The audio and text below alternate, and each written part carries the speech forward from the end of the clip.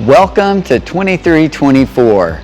I'm here to give you a quick update on where we are with our waiver to the state board, and I want to let you know how the Learning Division priorities are really helping us strive to meet the board's mission that we have high quality education for each student's future readiness.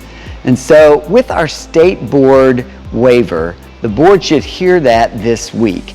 What we hope is they'll approve it, because that takes us from only using MAP and EOC and all of those scores to describe our students in our APR to actually using our interim assessments and all the local data that we have to describe who our students are, what they can do, and how well you work with our students.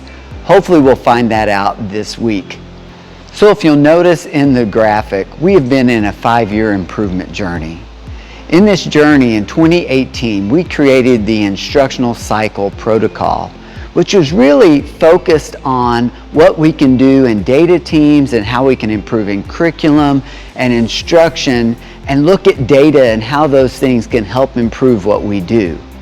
As we were doing that, we noticed we needed a PLC reboot. So in 2019, we started our journey in a PLC reboot and looking at those 4 corollary questions.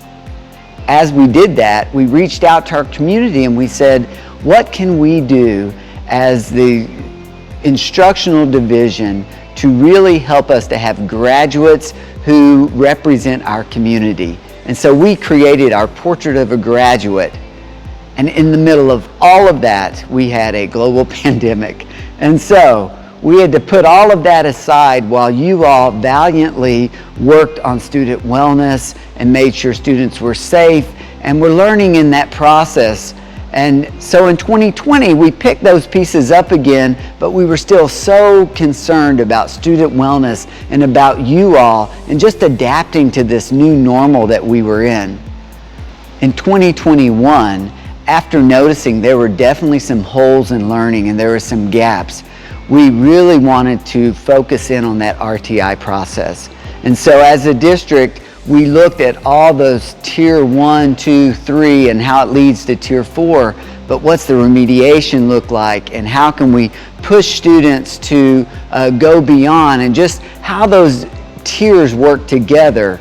And so we were trying to fill those gaps and holes in learning, and as we did that, we noticed, well, we need to work on how do we gather evidence of learning. And so last year, we had teams of teachers in every building working through assessment literacy, and just what does it mean to gather assessment, to gather evidence, and to create good assessments based on our priority standards. That's going to come in really handy if the state school board approves our waiver, because our local assessments and interim assessments with Evaluate, those will really be how we judge how our students are doing. So this year, when we look at what's that next step in our improvement, it's really going back to the foundation.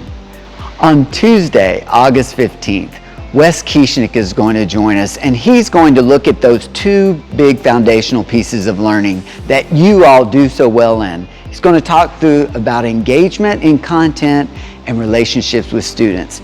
I think you are going to love those 3 hours, because he's really going to help us focus in on what we do well already. So we're super excited for his enthusiasm that he'll have, and I think you're just going to love his approach to engaging content. The next few months, you will have opportunities to work in book studies in your building.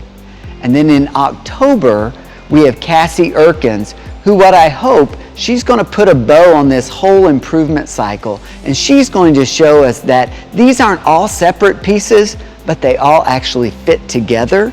And she will help us with our streamlining these processes, and what we hope is that we can make this narrower, and so it's less work on teachers and it's better for student achievement.